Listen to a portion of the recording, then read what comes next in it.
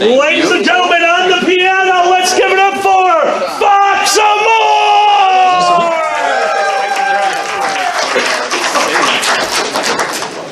I don't know, it's got hieroglyphics on it. Oh, gosh. Normally there's a break. What the hell? Fuck that. Yeah. I found this button. I thought I'd lost this button. There's no noise coming out. There's no noise. No. How do we make noise? I could hit it real hard. I could make it a drum kit. Did somebody labeled the keys? Don't you know what those are? No, I need that. Oh. I have no idea where everything is. Okay, where's the F hash? The F key? The F hash. There's the F hash Yeah. is right here. Okay, where's the B little b? The B little, the flat little B. Yeah. Right here. All right. Sure? Yeah, this could have some effect on the I sound. thought this was a wireless one. That's why. Well, apparently it is now. Is there a? It says Radio Shack. Oh boy, that doesn't exist anymore. Yeah, it would be nice because we kind of want to have noise. It's a hole with like plastic around it, and there's a metal. I'll tell you what. I'll kill some time. I'm going to show these off. I'm all excited about these. This is a project I've been working on for months. After Anthrocon this year, I happened to look in the bin that the custodian was pushing around. There were 5,000 plastic fursuit straws in it, and it kind of unnerved me, that sheer amount of plastic going into the landfill. So I went to the internets and I started looking for paper fursuit size straws, and I found that they don't make them. They are simply not a thing. So I started contacting various corporations, and most of them said, no, sorry, we can't do it. But there were several outfits, one of which is located in the United Kingdom, said, yeah, sure, we can make them that size. And they sent me some prototypes. These are paper fursuit size straws. They are fully biodegradable. And I was all like, yeah, give me, I want to order 5,000 of these. This is for Anthrocon, you see. Now, I kind of had this mental image of a pallet arriving with 10 boxes of 500 straws. No, they sent me a box of 5,000 straws. I got home, and there was this monstrous giant crate sitting on my doorstep that wouldn't fit inside. And when I opened it up, it was just straws, 5,000 of them. So it had to wait outside while I bought some smaller boxes and repackaged them.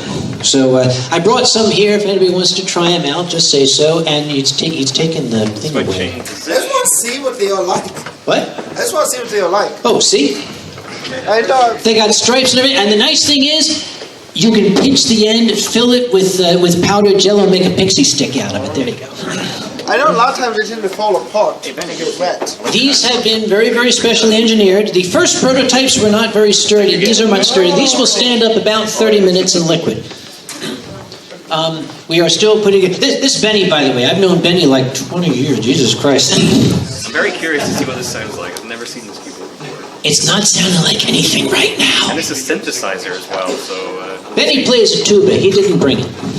But it's too bad, because if he brought it, he could have filled in for you. I will be bringing a tuba to your con. You are not bringing a tuba to my con. Is this the piano sound coming now? No. Oh, wait. Oh, this is going to be such an 80s story hour. Oh my goodness. It's oh. So I was playing Pac-Man one day. There we go. Talk some more, ladies and gentlemen.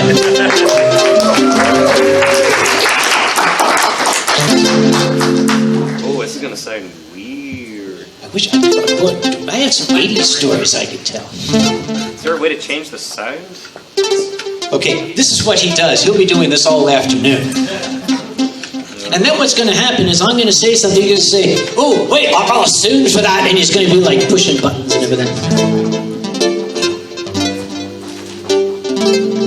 I mean, you're getting 80s for now, I guess. I'm getting 80s? You're getting 80s. Okay, considering that I came of age in the 80s. Probably. I can tell a story when I was a graduate student. Oh, what's this? That's not it. That's not it either. Ooh. So the year was 1988. I was a grad student at the wonderful establishment of Dartmouth in New Hampshire. And yes, please. And that year, we had an interesting president, President Reagan, his name was. He and his Congress came up with this wonderful idea that graduate students were getting too much of a free ride. You see, I was paid an annual stipend of $6,000 to live on. And even in 1988, that wasn't a lot. We're working on the 80s music here. President Reagan and his crew decided that, well, you're getting paid $6,000 to live on, but the university is waiving your tuition of $40,000 a year to be a graduate student. Well, that's income. So your income is $46,000 and you owe $12,000 in taxes.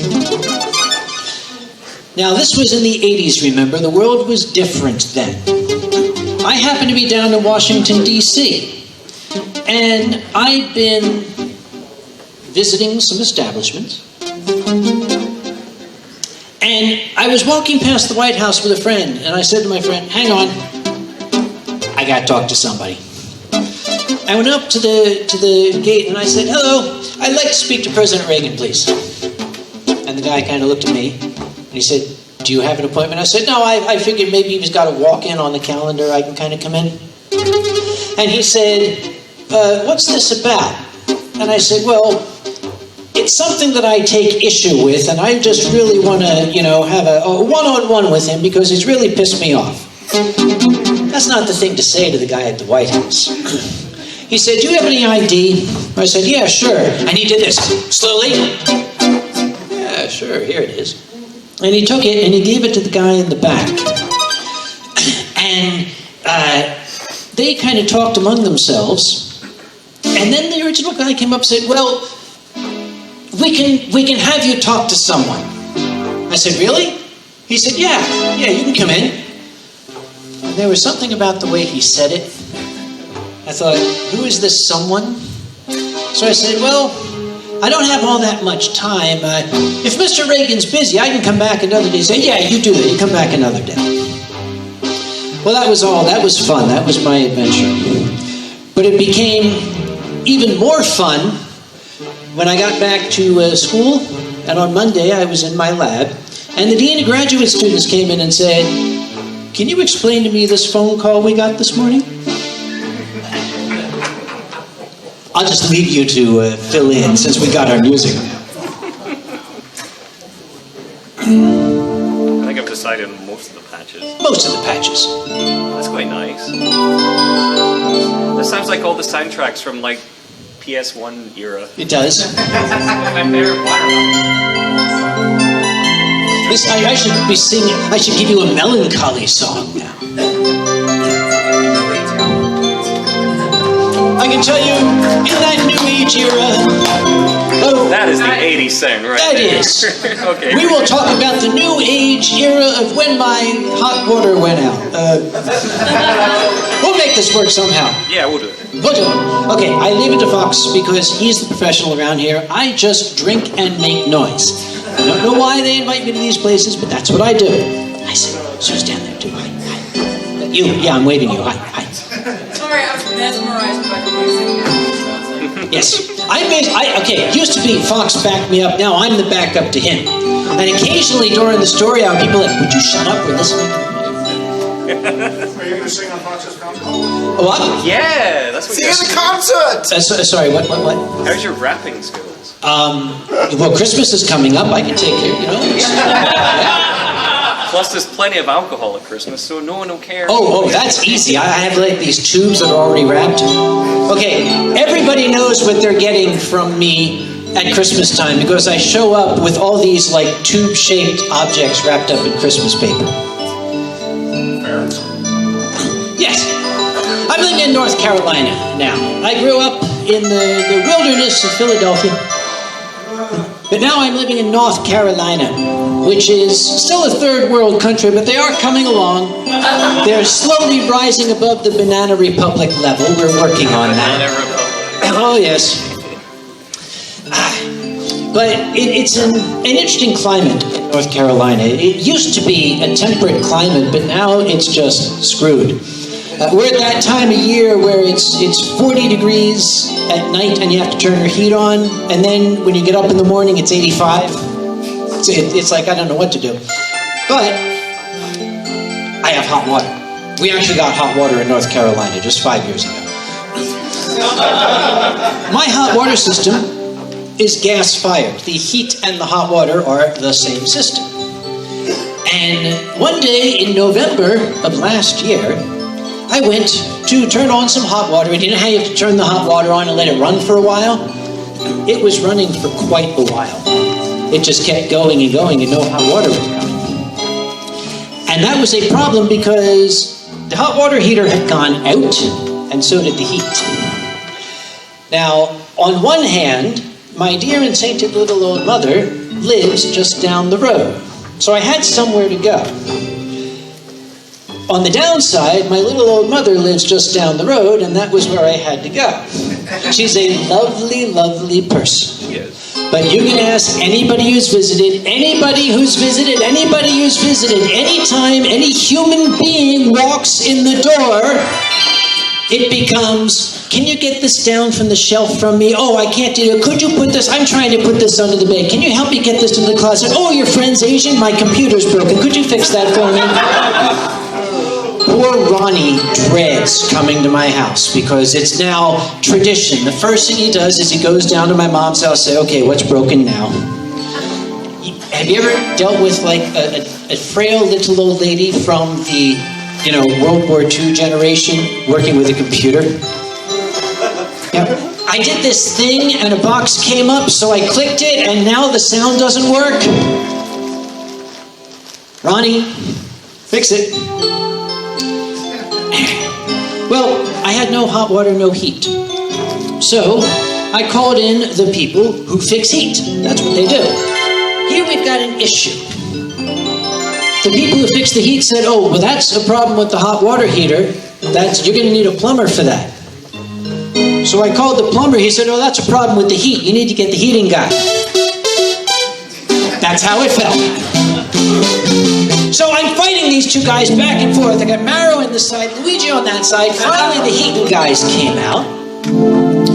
And I lost the sound though as well. Finally, the heating guys came out and they said, oh, your gas control valve is bad. You need a new one. It's a gas-fired heater. So I said, okay, great. He said, I'll try to get one this afternoon. If I can't, I'll get it tomorrow. Well, this was Wednesday. I think, okay, I can spend one more night with the old lady. And the next day, on Thursday afternoon, I got a phone call from the receptionist person at the heating outfit. And she said, okay, we can get your gas control valve Thursday.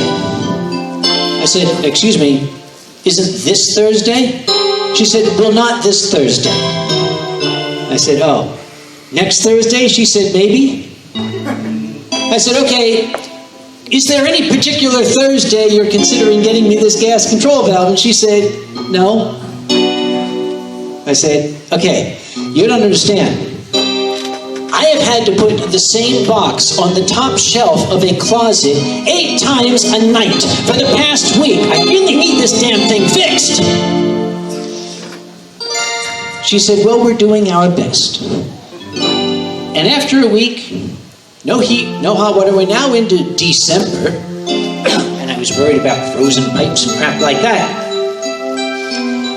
I thought, okay, let me call the plumbing guys back. So I called the plumbing guys back and said, okay, fellas, it is a hot water heater, and it's the gas control valve that needs to be replaced. And I just, can you fix it for me? And they said, well, have you got a gas control valve? I said, yeah, it's broken. That's what I'm trying to tell you. They said, well, we can order one, but maybe you've already got one. I said, how am I supposed to get one? They said, well, did you try calling the telephone number on the side of the hot water heater? And I looked, and there's a big label on the side of the hot water heater. For replacement parts, call this number. I'm a scientist. You'd think I'd have seen that. And I said, yes, I did call that number just 5 minutes ago. I'm waiting for them to call back. I gotta go by. And I called up and I said, hi, I need a gas control valve for this particular hot water heater. Do you have one? The lady said, oh yes, how many do you need? I said, well, just one, really. I just need to put it in here. Incidentally, has a heating company in North Carolina called you in the last week and a half? She said, no. Why? I said, never mind. If they do, tell them never mind, okay? Can you overnight one to me? She said, absolutely. Oh. You ever hear that on the phone? Oh. I'm like, what, is the cat eating it? What's going on? She said, well, our overnight UPS picks up at 3:30. It's 3:29. I said, well, let's do this fast. It was like the old Micro Machine commercial from the 80s. It's okay, here's my credit card number, here's my address, try to get it out to me as fast as we can. And I could hear her fingers flying. We got the order in exactly at 3:30, but it was too late. Now, this was a Thursday. I was not going to get it on Friday, so I'm stuck lifting that same damn box into the top of the closet all weekend long. And the computer kept breaking, and I'm like, no, Mom, sorry, look, round eyes, can't, no. I really wish Ronnie was here, because right about now is when he'd be throwing things at me. So, on Monday, I was waiting for the delivery. On Monday, it snowed. Now, I don't know if you know about North Carolina and snow. It has never snowed in North Carolina before. In the entire history of the United States, there has never been a snowfall in North Carolina. There was one on that day. Actually, that's a lie. I made that up. But every single time it snows, people from North Carolina have a panic attack. They think it's a nuclear winter. There's a very famous photo. You can find it on your smarty phone if you do a search for Raleigh Snowpocalypse 2014. When 1 inch of snow fell in Raleigh and somebody snapped a picture of Route 70 with cars everywhere, one upside down and one on fire.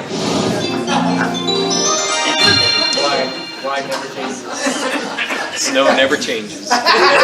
So it snowed, and I was watching the UPS tracking site, and it kept saying, out for delivery, out for delivery, out for delivery, out for delivery, out for delivery. I had stayed home that day to get this thing, out for delivery, and I was like hitting F5 every 90 seconds, out for delivery, and then suddenly it said, delivery attempted. And I yanked open the door. There were no footprints in the snow, nothing in the driveway. And I angrily called UPS and I said, now, okay, what the hell? It says delivery attempted. They said, well, yes, we attempted to deliver it. I said, no, you didn't. There is no evidence of a truck being here. She said, I didn't say we put it on the truck. I said we attempted to deliver it. The driver went out and looked at the snow and went home. That's an attempt. I was like, I got nothing. Sorry. She was right. She was right. So I called back the plumbing people and I said, okay, the thing's going to be here tomorrow. Can you send somebody out to install it? She said, oh, no. I said, excuse me. We talked last week, remember? You said you could install it. She said, no. We asked if you could get one. We didn't say we could install it. I said, okay, let's back up a moment here. Hi, I don't have hot water. It's a problem with a gas control valve that's attached to the hot water heater. You are plumbers, fix it, please. And the lady said, oh, well, we can't. You see, we can't fix a gas control valve on a hot water heater that we did not install. She said, you'll have to find the people who installed it. And I said, I don't know who the hell that is. There's no label. It just says for parts. She said, well, I'm sorry, we really can't help you. I said, oh, well, that's too bad. Well, you know, looking at it, it doesn't look too hard. I got a big pipe wrench. I could probably just whack the old one off and get the new one on in a jiffy. She said, no, sir, you really shouldn't do that. That requires a professional. I said, no, it doesn't. I can see right here. It's just one fitting. I'll just unscrew the damn thing. No worry. Bob's your uncle. I'll have it done in 5 minutes. She said, sir, could you hold on a moment? She put me on hold about 30 seconds. She came back on and said, somebody be out tomorrow to replace that for you.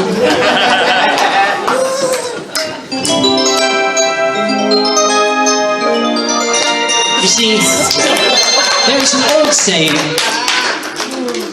you catch more flies with honey than you do with vinegar, but you catch the most flies with bullshit. That's the Uncle Kage corollary to that. Interesting thing about North Carolina is the weather. I talked about the snow. They don't know how to handle snow. But hurricanes, they don't know how to handle those either, really. You would think they would because they have like 2 or 3 a year.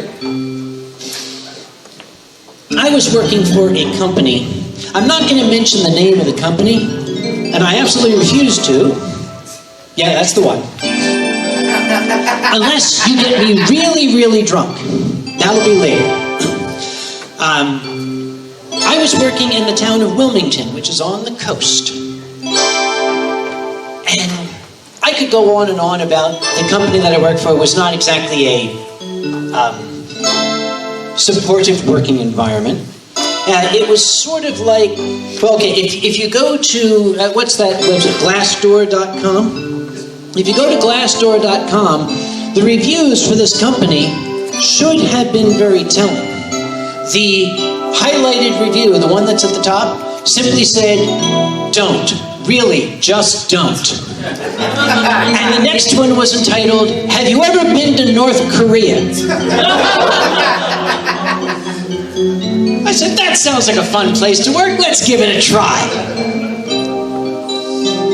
So I was actually working there as a contractor, doing something outside of my field of expertise. Then when they found out that they had a guy with my kind of expertise there, they wanted to hire me full time. But I was reluctant because Hurricane Florence was coming.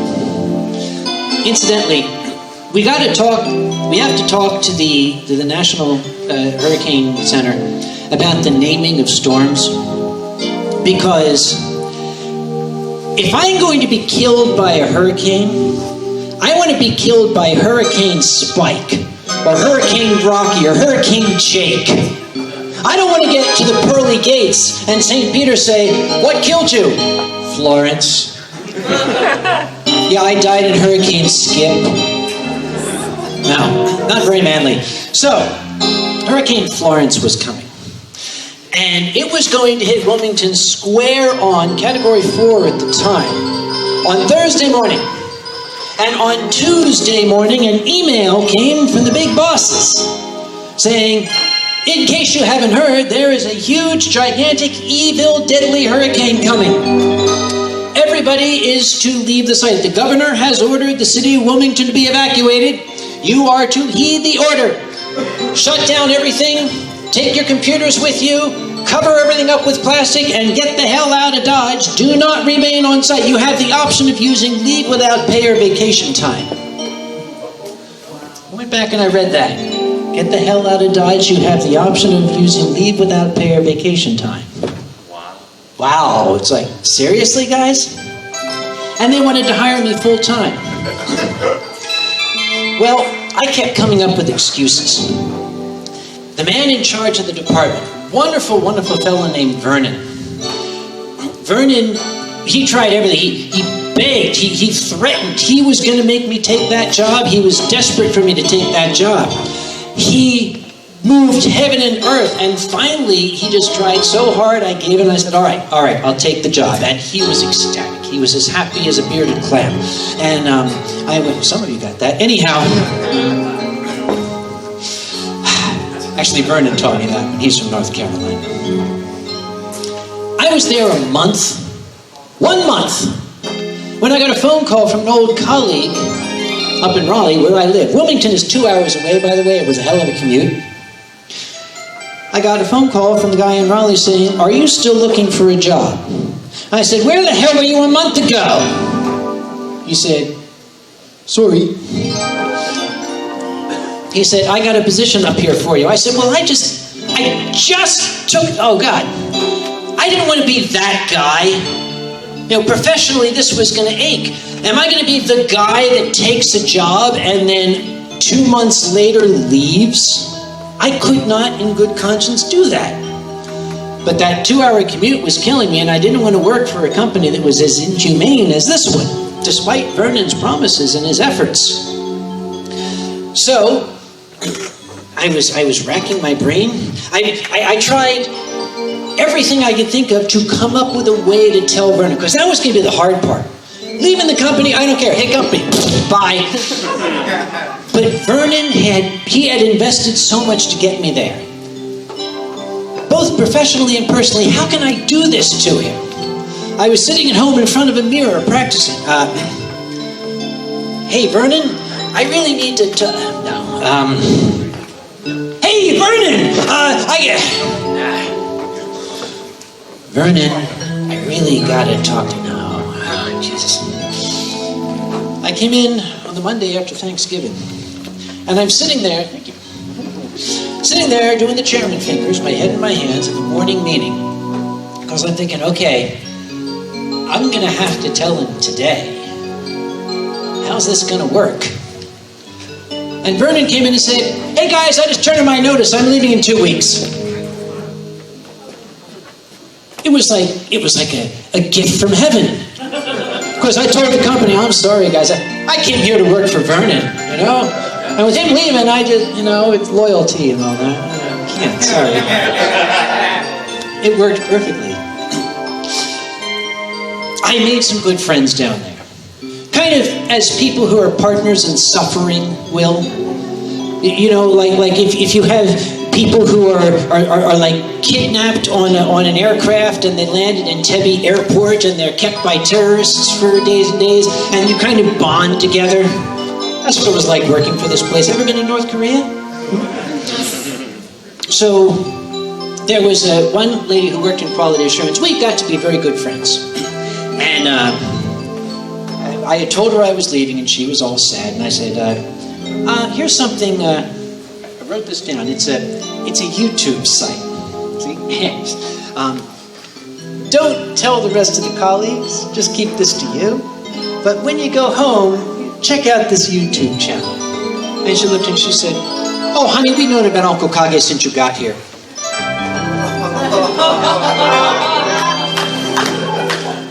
Really? And you still wanted to hire me? She said, "Quite frankly, we're surprised you lasted as long as you did. We had a bet going as to when you were going to leave." I said, "I'm going to take that as a compliment, because I don't know how else to take it."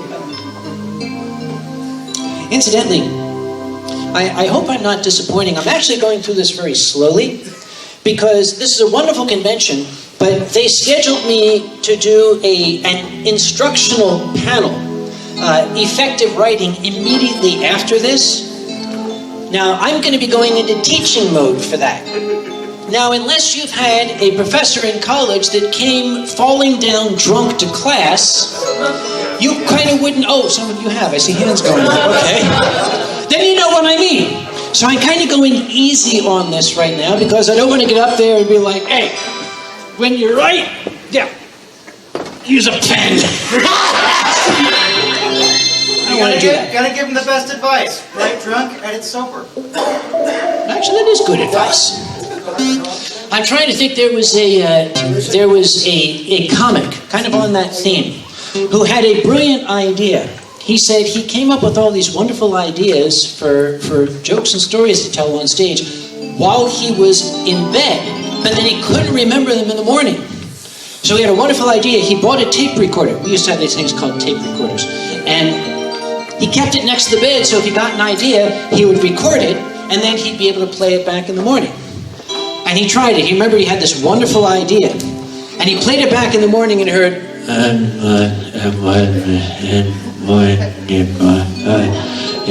Yeah, so write drunk, edit sober. That works.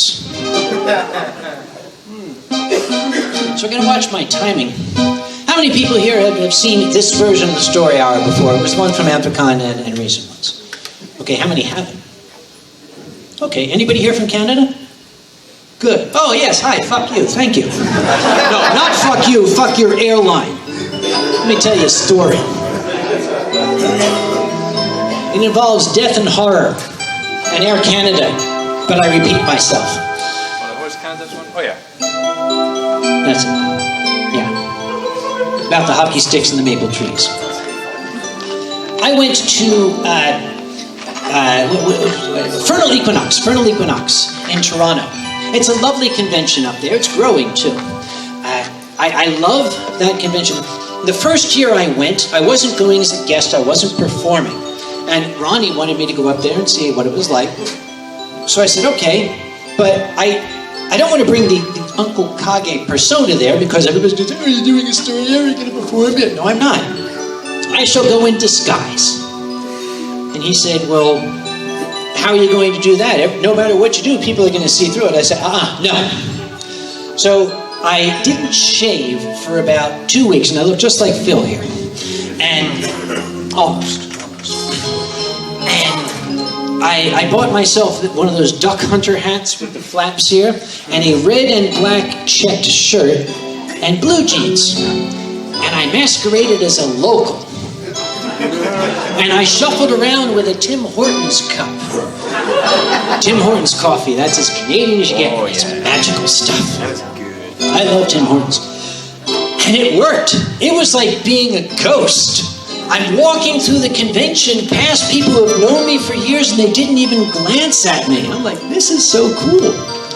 At one point, I'm in here, behind me I heard, it's a good thing that fuckwit Uncle Kage's not here. Keep moving. Well, I started, after about 4 or 5 hours of being invisible, I said, now I'm going to have fun with people.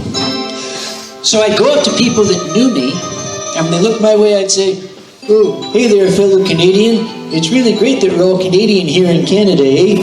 I was just outside in the -2°C weather having a glass of poutine and watching a curling match. And usually at about that point, they go, oh my God. Yeah, it's a disguise. I never thought that I would be good at this. I saw Heather Bruton. She is a well-known furry artist who is from Canada, eh? And I said, okay, I'm going to try this on Heather. I'll see if I can crack her up. And I went up and Heather was drawing at her table. And I went up and said, well, hey there, fellow Canadian. And she looked up. Hey. I said, yeah, it's all great that we're all Canadian here in Canada, eh? And she said, yep, it sure is. I said, oh, she's cool. Okay, let's... And I just laid it on as best I can. I'm going on about Gary Trudeau and his Doonesbury strip and all that. And she says, yep, yeah, that's nice. And after about 3 full minutes of this, I thought, okay, she wins. I couldn't get her. So I started to walk away. And behind me, the lady next to her, a lady named Sandy Schreiber, I heard her say, don't you realize who that was? That was Uncle Kage. And Heather said, no, it wasn't. He's no Canadian. I'm good. Well, coming home, I was flying on Air Canada, eh? Now, Air Canada is in the Star Alliance. United Airlines is in the Star Alliance. I guess. Kind of, sort of. They decide, basically. Okay. You know how when you're young and you want to go play with your friends, but your mom makes you take your little sister along? That's how the Star Alliance is with Air Canada. It's like, yeah, we gotta kind of let him in. So since I am a frequent flyer with United Airlines, both of us are, as a matter of fact. I mean, conventions are wonderful. They fly us all over the world to do this. He's actually got talent, too. Talent for flying everywhere. We fly everywhere, and if you fly on the same airline, you see, you have different levels. You get the silver level. And if you keep flying, you get the gold level. And if you fly some more, you get the platinum level. And then they've got levels above that. Well, both Fox and I, we are the amazing super colossal platinum gold suck my dick level members. SMD for short. That's what our card says. United Airlines, SMD. He's got one too. So, Right now, at least. right now, there's a story behind that, but that's for later at the bar. So, because of that, I got a membership in the airline club, which is nice. It's this exclusive area you go in. They got a bar up there with free drinks and free food. It's really, really cool and nice, comfy seats. So I always travel in business attire, especially internationally. I totally dress to the nines. I have a bowler that I wear. You might have seen it the other night. That was part of my Halloween costume. I was masquerading as a respectable individual. So it's a black suit, business attire, bowler, looking very, very, British PM. And I was sitting in the club, and an announcement came on. You hear announcements in an airport, and you've been in an airport so many times, you tune them out. But this one was one I never heard before. Ladies and gentlemen, Air Canada thanks you for your loyalty to the Star Alliance. At this time, we seem to be experiencing a fire in the gate area, so we'd like to ask people not to go to the gate area at this time. And I was sitting with some nice German gentlemen, and I said, that's very good advice. Being that there's a fire down there, it's probably good they told us not to go there. I might have gone there and been very surprised. So we went back to, reading our newspapers and drinking our free wine. And after a few minutes, I stopped. I said, oh, wait. If the gate area is on fire, maybe my plane will be delayed. I should look into this. So I went to go to the little area up front where the counter is. When I got there, the entire staff of the club was gathered, and the manager was saying, okay, you're going to get people here. I need you to do a sweep of the back hallway. You're going to go. And I said, uh-oh. And I went back to the German gents and I said, get your bags, boys, I think we're leaving. And just then the announcement came on, ladies and gentlemen, we do apologize for the inconvenience and we thank you for your loyalty to the Star Alliance, but we at this time have decided to evacuate the club as a precautionary measure. So we gathered our things and we started to go out. The first thing we noticed was there's now smoke in here and it's getting somewhat heavy. And the next thing we noticed was there's nobody watching the bar. It would be a shame if it were all to, burn up. Maybe as a humanitarian gesture, we should rescue as much as we could. I'm not joking. This is the conversation we were having. How many bottles do you think we can grab before the flames get here? But then the staff saw us, plotting, and they were like, no, the emergency stairs, please. So we walked down the emergency stairs. I was only 3 bottles. Down the stairs, out onto a tarmac, and all these emergency vehicles are rushing past, red lights blasting, and, they're going that way. Just like that. Easier than a Doppler shift, isn't that great? I got a pitch bend wheel. Yeah. It's called a Doppler shift, anyhow. More of this. Every time I turn around, there's one more bottle. They're multiplying. I'm not complaining. They're breeding. So we walked along the building and into a little waiting area. Everybody was looking very nervous, but there was a Tim Hortons in there. Okay, that's fine. This is all I need. All is well with the world. So I sent a text to my mom. I still have it. I could read it off, but it basically said, at Toronto Airport, terminal on fire, some smoke inhalation, Tim Hortons here, all well. And then they said, we're going to bring a bus to take you to a safe location. So a bus came up, and I got on the bus with about 50 other people. There were easily 200 people, so they had this one bus. We got as many people on as we could, and it drove. And it drove and drove and drove and drove all the way to Vancouver.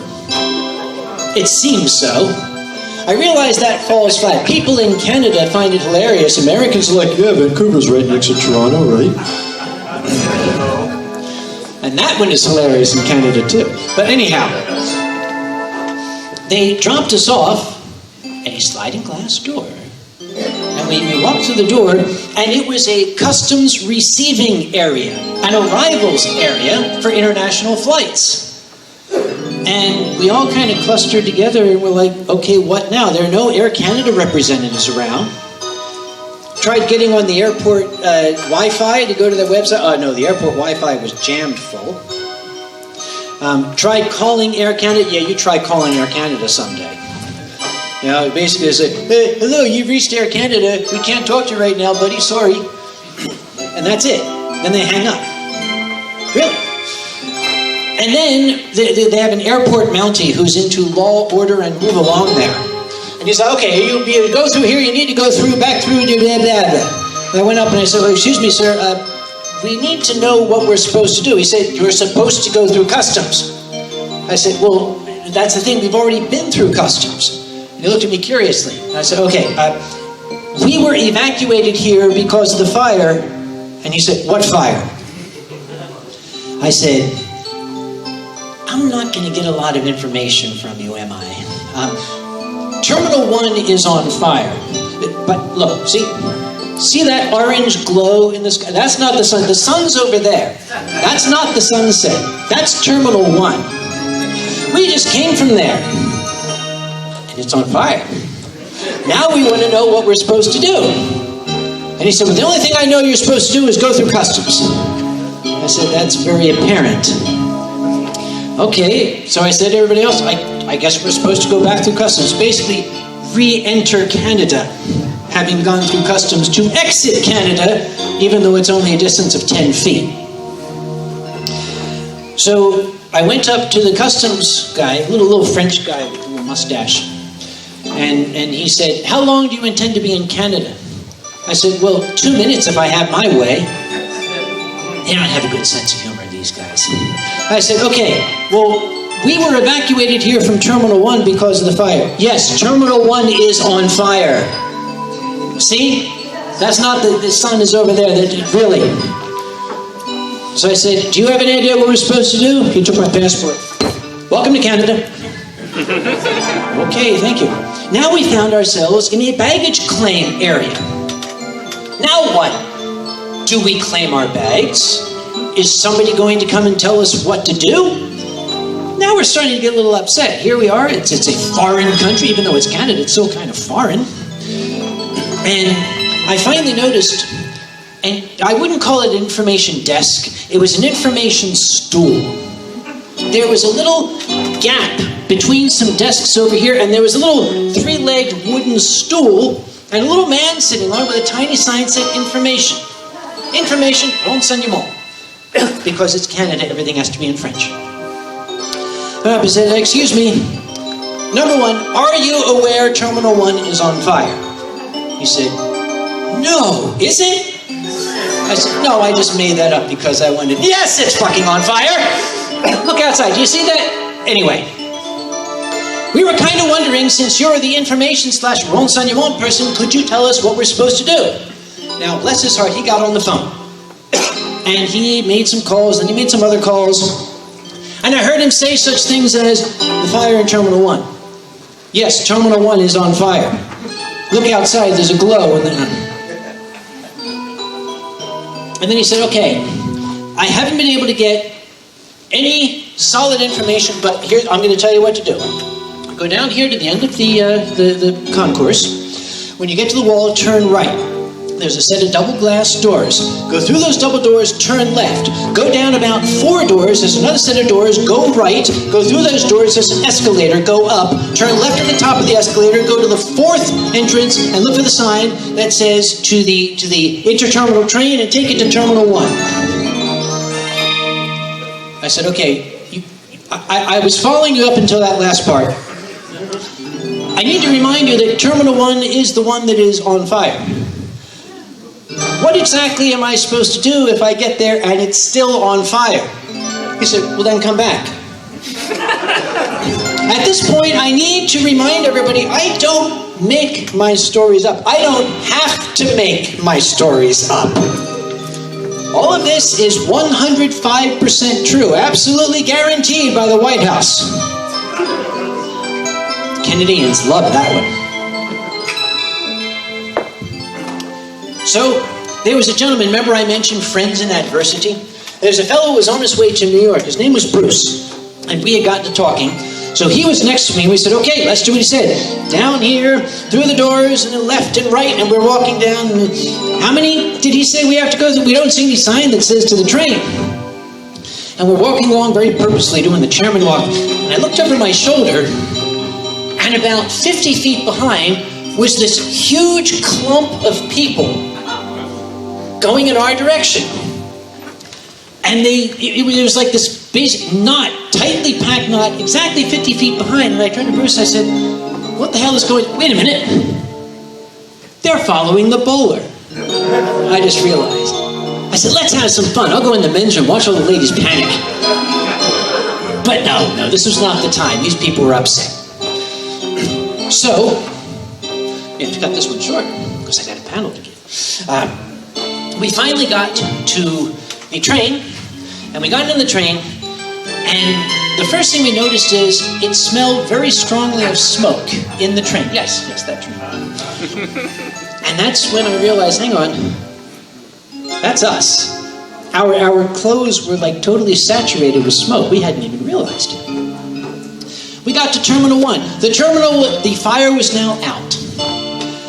And everybody was allowed back in the terminal. All of my estimated 2,000 to 2,500 people had been allowed back into the terminal. All wanting to get back across the border, which was closed because there'd been a fire. And apparently all the border guards said, oh, there's a fire, we're going home. So all these people are standing there, and I was waiting for like a helicopter to land and some guy to jump out and shout, Americans only! Old people get that. Young people like, what? Watch the History Channel, you little fucks. You'll learn something. Thank you. Yes, not anymore. Well, nobody gave us any information. Nobody told us anything. There was a board that had all of the flights, but it was all the way out at the end of the terminal. And all it said was, delayed. Okay? Delayed. That doesn't tell me a lot. You know, delayed to when? Christmas? The end of the world? It feels like the end of the world. We were basically electing individuals to run back and look at the board and report if anything had changed. And then one man on his smartphone managed to get through on the airport Wi-Fi to aircanada.com, and he said, I got through to Air Canada. And he became the Messiah. People around fell to their knees. Tell us, oh Master, what is the status of my flight to Fort Lauderdale? And he's going through, a very helpful man. Fort Lauderdale, it says canceled. And the people would jump up and run away. Then it was my turn. Raleigh, North Carolina. That one's canceled. Oh, off I go. There was one Air Canada ticket agent that was trying to attend to these 2,500 people. So I called up United and I said, okay, there's got to be something you can do. I got the SMD card. And they said, well, you're ticketed with Air Canada. Unfortunately, they hold all the cards right now. I said, well, what am I supposed to do? They said, you're going to have to talk to the ticket agent. I said, well, I can kind of see her past the angry mob right now. If they move their pitchforks, I could see her more clearly. And the lady said, well, I can get you on a flight to Raleigh tomorrow morning. I'm going to skip past the fun and simply tell you that my flight was rebooked in the morning, but my luggage was not. I had to go get my luggage released the next morning. So in order to get their luggage released, I asked the guy, how do I do this? He said, well, you go down to the end and turn right. There's a set of double doors. Go through those, turn left. I said, I've been that way before. I'll take care of that, all right? And I got to an Air Canada service counter where there were about 8 stations and a huge line of people. So I got in the line, and I saw the damnedest thing. This was creepy. There were 8 agents there. 7 of them were very diligently working on their computers. One guy didn't move.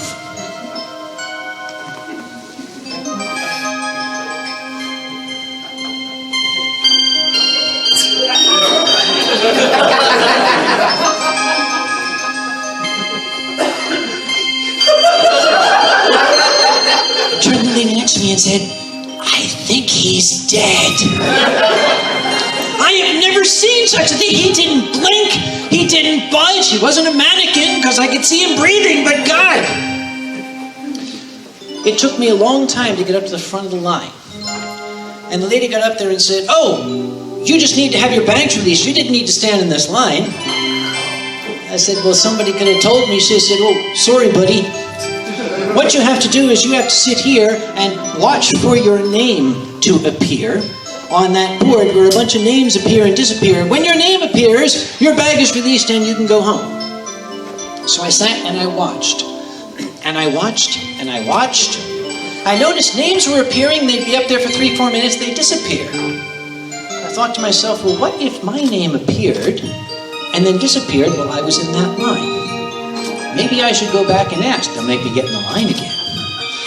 And that's when I noticed there was an elderly lady, forgive me the term, an elderly black lady in a wheelchair. And she started to get up very, very painfully out of the wheelchair. And I was idly watching. And she shuffled very painfully and was heading toward the men's room. Okay, it's the 21st century. Okay, whatever. Except I'm from North Carolina. We're sensitive about this. So something got that. And she kind of shuffled to the men's room, and I thought, okay, should I? And then a few moments later, she came out of the men's room looking a little flustered about, okay. So I got up, and I said, excuse me, ma'am, can I help you? She did not speak any English. She was from the islands. She had this gorgeous, gorgeous accent. She spoke only French. Fortunately, I speak French. And she explained to me, it was so adorable. She took it, she looked up at me and she said, Je dois faire du pipi. You don't need to speak French. I said, ici, madame, voilà. And I walked her to the ladies' room. And then I went and I got her wheelchair and I waited for her to come out. Why? Because my father was Sam Conway, that's why.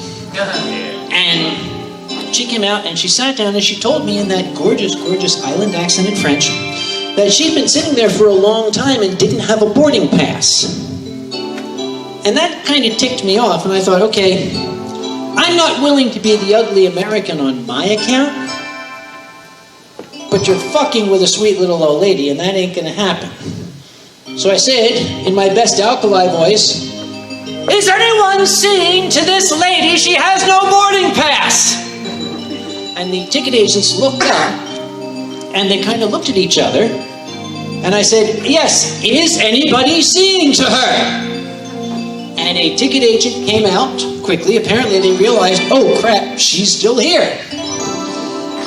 They sent out a ticket agent, the one singular lone person in Canada who doesn't speak French. So I had to translate. And they got her boarding pass, and somebody came and hustled her away. And I felt very good.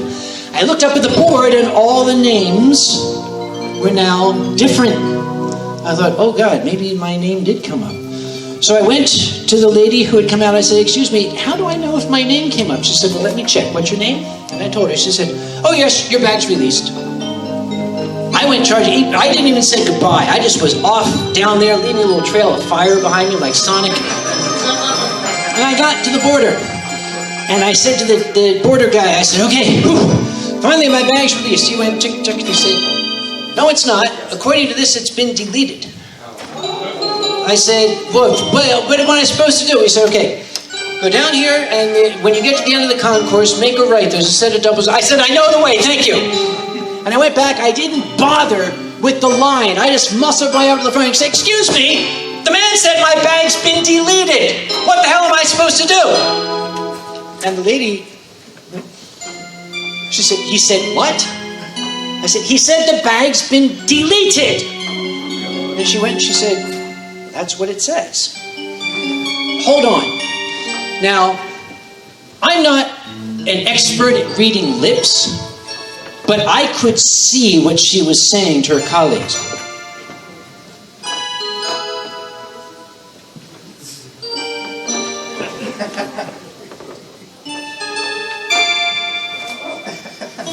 She went to all of them, and they all, So she had to call the supervisor. Very, very nice little Indian gentleman came out. Yes, may I help you? What is the problem? He said, this gentleman's bag has been deleted. He said, oh yes, we can fix that. Go to the second screen, F2. Okay, there's a box. You see the box at the top? Click undelete.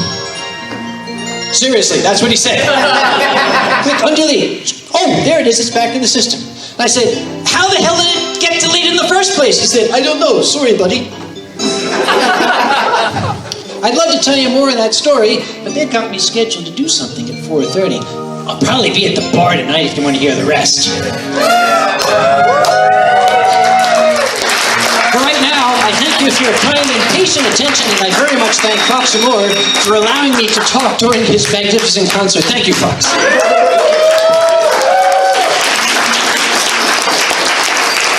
We'll be doing some more 80s music soon. You need a different jacket. I might. You need to wear a jacket like Alkalize. He's got like 14 pockets. Okay. Is anybody going to effective writing who wants to carry 2 bottles for me? Grab these and take them. Give me your bottles. Oh, just grab here. Give those to the lady. Oh, I need my glass. Silver Gattoman, he bought me a coffee. Silver Gattoman, here is the song for thee. He likes to video all the panels at the cons. You should go and watch them whether they are short or long. Silver Gattoman, you video that's not a jibe. All of you go to his YouTube channel and like and subscribe.